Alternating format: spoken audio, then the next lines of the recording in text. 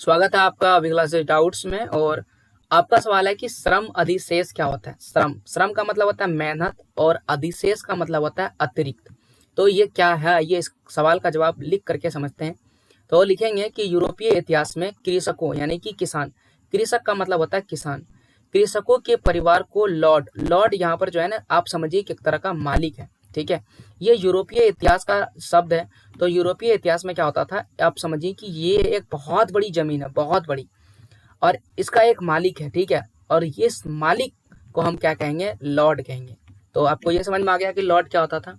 तो यहाँ पर वही लिखा है कि जो कृषक है यानी कि जो किसान है, किसान या किसान के परिवार, सभी परिवारों को लॉर्ड की जागीरों, ये जो जमीन है ना ये लॉर्ड की जागीर है, ये इनका जो घर है, महल है, वो क्या कहलाएंगे, जागीर कहलाएंगे। तो जागीर में जाकर क्या करना पड़ता था, काम करने के लिए सप्ताह के 3 या उससे अधिक कुछ दिन निश्चित करने पड़ते थे। यानी एक सप्ताह में या तो 3 दिन या उससे अधिक दिन, चाहे 4, 5, 6, 7 जितना भी दिन हो सके, कम से कम आपको 3 दिन तो काम करना ही पड़ेगा। किनके यहाँ, लॉर्ड के यहाँ। क्यों? क्योंकि देखिए ये जो लॉर्ड है इनके पास इतनी सारी जमीन है कि उन्होंने कुछ जमीन किसान को रहने के लिए दे दिया और कुछ जमीन उसे खेती करने के लिए दे दिया। कुछ और किसान है उसे भी खेती करने के लिए और रहने के लिए क्या कर दिया, जमीन दे दिया। चूंकि इन्हें रहने के लिए जमीन दिया, खेती करने के लिए जमीन दिया, तो इसके बदले में उन्हें क्या करना पड़ता है, ये फ्री में उन्हें काम करना पड़ता है। और इस श्रम से होने वाला उत्पाद क्या कहलाता था, श्रम अधिशेष कहलाता था। यानी इस श्रम से अगर किसी भी प्रकार का उत्पादन हो रहा है तो उसे क्या कहेंगे, श्रम अधिशेष कहेंगे।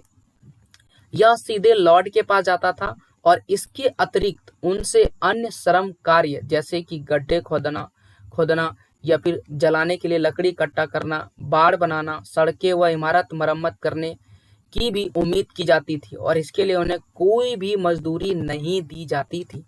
तो आप समझ सकते हैं कि कितनी खराब व्यवस्था थी और इन्हीं सब व्यवस्थाओं के विरुद्ध में इतिहास में बहुत सारी क्रांतियां होती है और जो उस समय राजा थे उनके पद को पूरी तरह से समाप्त कर दिया जाता है और पूरी दुनिया किसकी ओर चल जाती है, लोकतंत्र की ओर चली जाती है।